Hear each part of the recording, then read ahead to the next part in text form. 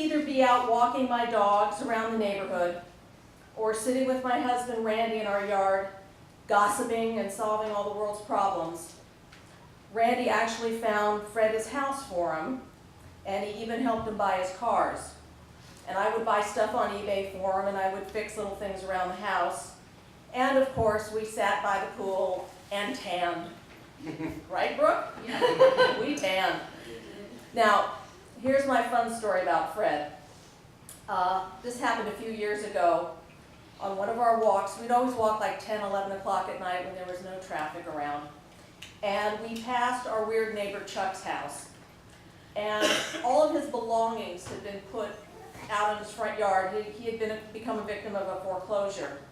And Fred said out loud, "I wonder if there's any game show pictures there." Well, so I patiently waited as he opened several Foot Lockers. And then he came up with a vintage copy of a magazine with a photo of Alan Ludden and Betty White on the cover. And he said, "Look." Well, I thought he planted the magazine there as a joke, but sure enough, there were boxes and boxes of magazines and pictures and articles about all of his favorite game show personalities. So I called my husband Randy, and we brought our van over, and we loaded up these treasures for Fred to look through at his home. A few hours later, he called me, and he told me he suspected these clippings and personal possessions, including a family Bible, belonged to a soap opera star by the name of Victoria Thompson. Randy said, "I dated her sister Hillary back in the day." So I put on my Nancy Drew cap, made a few phone calls, and sure enough, I found Hillary. So Fred and I went to her house, and we knocked on our door, and we explained who we were, and she burst into tears. It seems her sister had rented a room from weird neighbor Chuck, and when she discovered that he had drilled holes in the wall of her bedroom and he was spying on her, she fled the house, and she left all her possessions behind. Now, if Fred hadn't been so curious, the Thompson family never would have recovered all of their priceless family mementos. Now, earlier last year, Fred went in for his annual checkup. The doctors were concerned about his cough, so more tests were ordered. Now, we all know Fred is a neat freak, but he wouldn't think twice about diving headfirst into a dusty, moldy pile of photos and memorabilia. So we all just thought his allergies were acting up on him. I took him on several of those tests, which he always said were a pain in my ass. Well, on May 17th, 2015, he gave Randy and me the unthinkable news. He said, "It's cancer, stage 3. It's on my trachea and it's inoperable." The doctor said it's 100% tobacco related, and then said without missing a beat, "I have no one but myself to blame." Well, stunned, Randy and I said to Fred, "What can we do?" Fred had obviously given this a lot of thought, and he said, "Please don't tell anyone." He didn't want people telling him what to do. He didn't want to answer questions. He didn't want the well-intentioned, but what he viewed as interference from friends or family. But most of all, he didn't want people to worry, especially his parents. He wanted to do it his way, and he was determined to beat his cancer. Randy and I promised to keep his secret and to help him live his life to the fullest and help him fight to save his life. I signed him up for Stand Up to Cancer, and that's a fabulous organization. If any of you ever need their resources, it's 100% manned by volunteers. They have an international database that has the most up-to-the-minute resources about all kinds of cancer. And what I would do is I would print out reports. We gave Stand Up to Cancer all of Fred's medical information, and then I would print up reports, and Fred would take them into his doctor. And they came up with a plan to fight his cancer. And for a while, it looked like he was going to be one of those people who would be able to live with cancer. He never lost his hair, his appetite was robust, and he didn't have all the other horrible side effects that some people have when they're on chemo and radiation. But in July of this year, he needed surgery as fluid was beginning to build up on his lung, and the cancer had spread to his hip. In mid-October, I was with him when the doctor told him there was nothing more that can be done and that he had 8 to 12 weeks left. He was gone 22 days later, the last 17 spent with his brother and sister-in-law. Now, as you came in today, you saw photos of Fred, and I'm sure some of you have been surprised by some of the stories you've heard about our dear friend. Most of you didn't even know he smoked cigars, because that's how Fred lived his life, very compartmentalized. That was his comfort level, and that was his way of coping. He was a bigger-than-life-size jigsaw puzzle, and he never wanted any of us to have all the pieces to put him together. And he was a mass of contradictions, filled with anxiety and fear. He had a hard time understanding basic, everyday living tasks, and he worked so hard to be comfortable in groups of people. He dreaded flying, but he traveled with Adam West to places as far away as England and Argentina. He hated celebrating his birthday and getting presents, but he was the first to write a thank you note to everyone who'd give him a gift. He said he didn't care what happened to him after he was gone and that he wanted to donate his body to science. But when UCLA said his remains wouldn't be returned to his family, he changed his mind. And he didn't like it when people talked about religion. He called it a flim-flam scam. But he'd be the first to send a mass card to somebody regardless of their religion. He said he didn't believe in a higher power, but he listened to Art Bell and George Noory's coast-to-coast broadcasts at night, believing there was something out there. And as his brother Steve and sister-in-law Heidi know, Fred and I have a secret password, so if a psychic ever claims to have contacted him, I'll know if the psychic tells me the secret password. It's been said that you can be born into a family or you can choose your family. On the West Coast, Fred found a family of friends, clients, and colleagues at work and the pursuit of his game show dream. Now, Cindy, do you remember years ago at the old building over near Tahunga when everybody dressed up like Fred on Halloween? Yes. They all wear sweaters like I'm wearing now.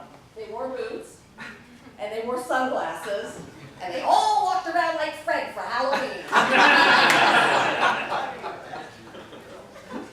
That was great.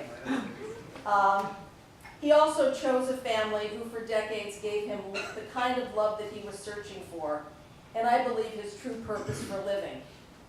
And I want to publicly thank the Hampton family right now for opening up their home and their hearts to Fred.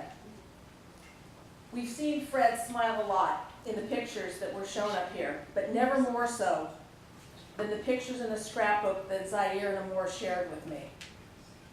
Knowing Fred and loving him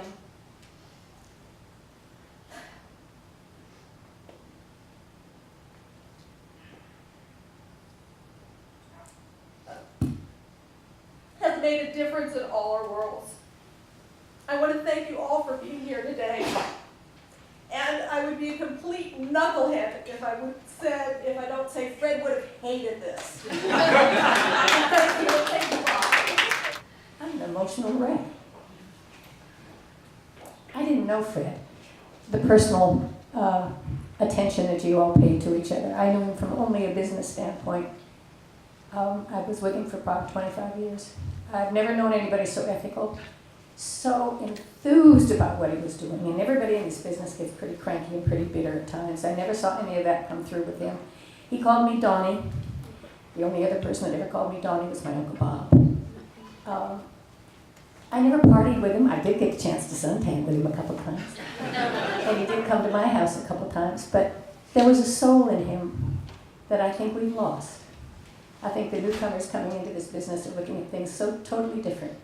And he had a dedication, a real thrill about what he was doing, followed through with everything he did, and loved his clients. And I don't know how many people we can say that about. And I don't know. I was married to an agent once before. I mean, once. Not once before. And I understand what he had to go through. And I guess I'm just shaking inside. I didn't know he was sick. I had no idea. I just came back into town and he was gone. So many times we spoke on the phone. Many times he'd call me and say, Donnie, how you doing? And of the people that were closer to him than I am, I imagine your heart hurts as much as mine does. And I thank you all for the agency for doing all of this, giving us a chance to remember him in other ways. Thank you.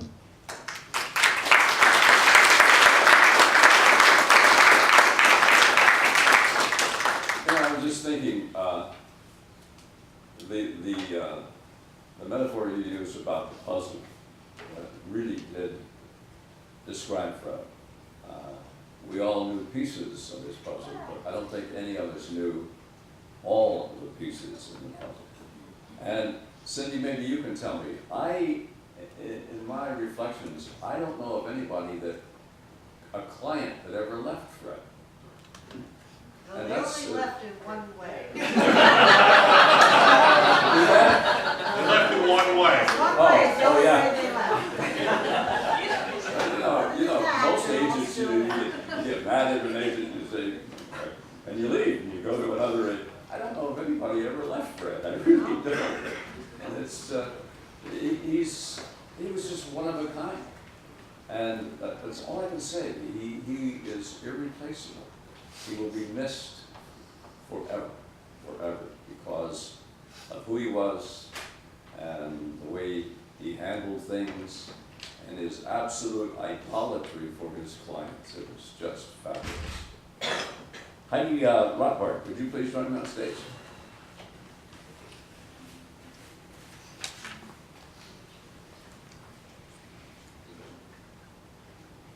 Hello. Most of you probably don't know who I am, so I will tell you who I am. I spoke at the Smokehouse, but I'll tell you a little bit about who I am. I'm from Cleveland, Ohio, and in the early 80s, I'm really getting my age out now, I had the opportunity to be PR and marketing director of one of the last remaining dinner theaters, which was the Carousel Dinner Theater. And in between Annie Get Your Gun in Oklahoma and Fiddler on the Roof, they would have Tony Bennett and Phyllis Diller and various personal appearance acts. And I was very young, and Phyllis Diller had just fired her 30th secretary. They were called secretaries in those days. And as PR director, I took her around everywhere. Well, for some reason, Phyllis liked me, and a month later called and said, how would you like to travel around the world with me and be my travel secretary? And again, I was 21 years old, and I said, whoa. So I packed my bags and I moved to Beverly Hills, and I worked for Phyllis Diller. And part of my job was advancing her show, and that means taking care of all of the media interviews that came up. And we were, again in the early 80s, going to upstate New York, and we were doing a show with Joel Grey. And I will never forget this like it was yesterday. We were in the trailer, and Miss Diller turned to me and said, Heidi, there's this quirky guy who is a senior at Syracuse University, and he sent me this huge collage of everything Phyllis Diller, and I can't really make him out, but he's a huge fan, so be nice to him. Okay, Miss Diller. And there's a knock at the door at the trailer, and in comes a very young, a very nervous Fred Wostbrock with his big glasses and his hair perfect. And there I was with my clipboard, and he came in and we did the interview, and it was lovely. And that was it. Nice to meet you. And there it goes. And Phyllis and I went on. And for several years, I was with Phyllis, traveling around the world. Well, I left Phyllis in the late 80s. In that particular job, I never left Phyllis. And I ended up managing every single stand-up in the world. You named it, I've managed them. And I was told that there was a young agent at a commercial agency called Joseph Halfond and Ricks at that point. And there was a young agent that was into celebrity. And so I called up this young man named Fred Wostbrock. And I said, I'm Heidi Rothbard, and I have a client that I'd like you to look at. And I went to the offices, and I sat there, and this young man looked at me, and I looked at him, and he looked at me, and he looked at me, and he's sitting there. He's like, I don't know. There's something about you. I go, I know, there's something about you. He goes, what did you do before this? And I said, well, I worked for Phyllis Diller. He's like, oh my God, you're that pretty young girl with a clipboard. Up in Syria, up and upstate New York. I'm like, oh my God, you're that young man from Syracuse University. And that was it. And that was the beginning of a very, very, very, very long friendship. I knew Fred for 35 years. And besides working with him, we had a very different relationship. He was one of my closest friends, and I loved this man so much. And it wasn't romantic, but the love is so deep and still is for him. I can't even express, and I know so many of you have that. But Fred and I traveled 45 times together. We went to Palm Springs together with a group of people. Jeannie Bedrosian is sitting in the audience, is one of the people that traveled with us. Every Labor Day, every Memorial Day, and every July 4th. And we would have the time of our lives. They make me wake up at 6 o'clock in the morning, or Fred would go up to make sure that we had our chairs so that we wouldn't miss a minute of sun. And if I tell you a minute of sun, we would be there. We went to Cabo San Lucas together several times. He helped me so much, I helped him. I was in Las Vegas when New York opened up for Adam West, and we were there opening up, the hotel was there. We had dinners and dinners and dinners, and he did pay for me quite a few times. But other than that, we split the bill. He was at Phyllis Stiller's over and over again. We're producing Phyllis Stiller's movies right now, and all Fred wanted to do was help get pictures and help do this and help do whatever. Shelley Herman told me, and probably this year, I said to Fred, when are we going to Palm Springs? I'm so stressed, I need to go. And he would say, well, we'll go, Heidi, we'll go. And apparently he went to Shelley, what do I do? What do I do? Heidi wants to go to Palm Springs. I can't do that. And we had him over for dinner. We had our favorite food that we had at Palm Springs. And of course, I knew nothing either, which is still haunting me. But I won't tell you about it now. But Fred may not have thought of a higher power was around. But I think he does now. And if anyone wants to know, I have gotten several signs from him, which is really weird and kind of kooky, but it's so true and so vivid. So all of you have said wonderful things about Fred, and it's true. He complimented everyone. He would ask about my mother and my father and my friends, and he helped my niece, and he helped everyone in our life. And every time he'd see me, he goes, Heidi, I don't know how you do it. You look so good. You're not getting married, but you look so good. Every single time. How do you do it? Always, always, always a compliment. Honey, you look beautiful. I thought, oh my God, he was the most well-mannered, quirky guy of my life. He loved everyone at the agency through all of its incarnations. We would have conversations about the agency. He loved everyone. He may not have thought it, and it might have been a little crazy at times, but he did love it. So, as I said at the Smokehouse, on behalf of Phyllis Stiller, I just want to thank all of you, and we will miss Fred. Thank you for allowing me to speak. Out there that would like to say something on behalf of Fred? Anybody would like to come up? You're welcome to do so. Yes, come on up, man.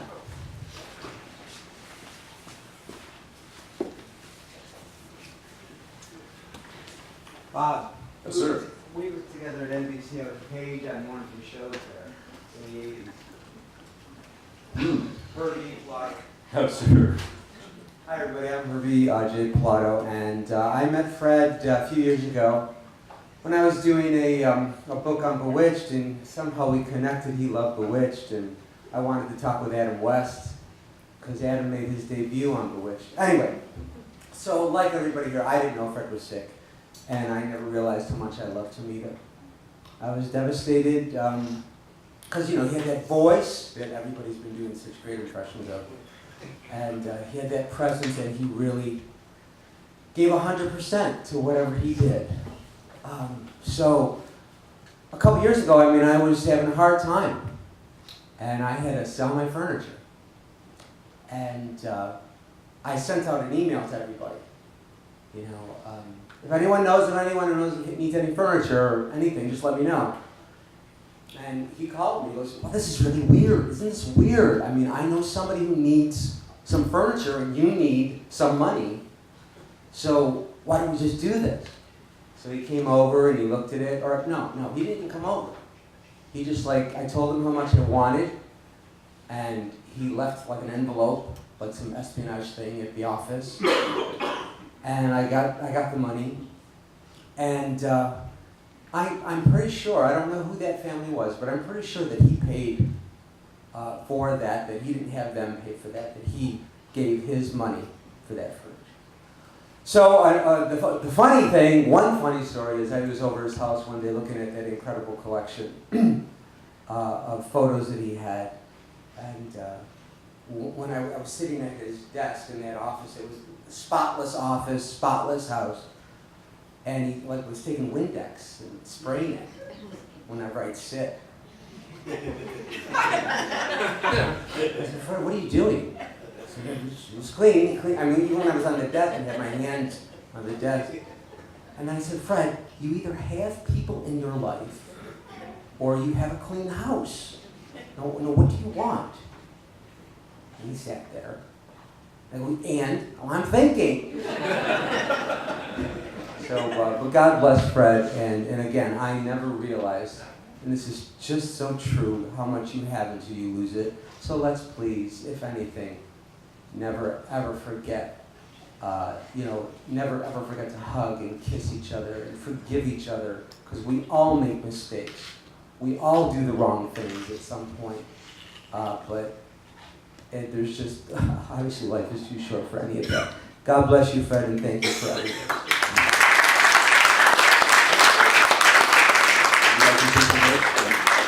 Please come forward.